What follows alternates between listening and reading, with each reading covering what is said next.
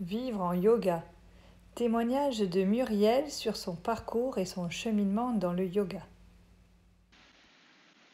Bonjour, je m'appelle Muriel et aujourd'hui je souhaite partager avec vous un petit peu mon cheminement dans le yoga.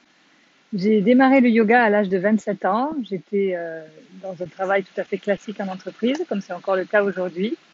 Et j'ai rencontré le yoga via des cours d'entreprise. Instantanément, j'ai vu tout le bien que cela m'apportait. J'ai su que c'était mon truc, comme on peut dire. Par contre, j'avais beaucoup de difficultés. J'étais plutôt raide, très voûtée. Et par exemple, en position assise sur le tapis, je tenais 30 secondes et au bout d'un moment, mon dos s'enflammait littéralement, il me brûlait et me forçait à m'allonger. Tout ça pour vous dire que ce que je peux montrer aujourd'hui à travers les postures, qui sont bien loin de la perfection corporelle, on est d'accord, mais c'est vraiment déjà énorme pour moi vu d'où je partais et c'est le résultat d'un chemin. Sachant que je précise aussi, hein, la posture physique n'est rien, c'est un support de bougie, ce qui compte c'est vraiment la flamme de la bougie qui va pouvoir se révéler petit à petit à l'intérieur. Le yoga, ça a bouleversé ma vie parce qu'au-delà de ces problèmes physiques de dos principalement, je suis une personne plutôt grande, donc j'ai pris aussi beaucoup de mauvaises postures dans ma vie d'étudiante, ma vie professionnelle au bureau devant un ordinateur. Et j'ai eu, à l'âge de 31 ans, un événement de vie difficile. J'ai perdu la vue. Alors en fait, c'est une rétinite pigmentaire, une maladie génétique évolutive que j'avais dès la naissance mais non diagnostiquée. On me l'a diagnostiquée à l'âge de 16 ans. Et c'est vraiment à ce moment-là que j'ai réalisé que je pouvais perdre totalement la vue. En tout cas, c'est ce qu'on m'a dit, sans pouvoir me prédire quoi que ce soit. Et vers 30 ans, 31 ans, j'ai donc eu une perte de vision lourde qui a fait suite à un choc émotionnel fort qui était mon divorce. Est-ce que les deux sont liés? En tout cas, c'est certain que les émotions influent sur notre santé. Et là, je me sentais, je disais, j'ai 200 ans. Mes yeux n'y voyaient plus ou presque plus. Mon corps me faisait souffrir de tous les côtés. J'étais épuisée. J'ai rencontré alors Maurice Daubard quelques années plus tard, qui lui aussi a eu une vie, il avait la tuberculose, donc il a dû se construire une santé, une vitalité à travers sa pratique du yoga. Et il m'a enseigné, au cœur de la souffrance, tu trouveras l'enseignement.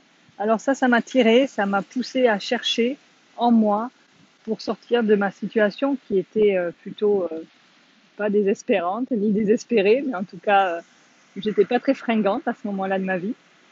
Et donc, j'ai pratiqué, j'ai cherché. C'est en 2005 que j'ai démarré l'école de yoga Van Lisbeth, évidemment pour moi-même. J'étais loin de penser à l'enseigner à ce moment-là. Je cherchais des réponses pour moi face à ma situation. Et petit à petit, par la pratique, je me suis construit un corps physique, une vitalité, une santé.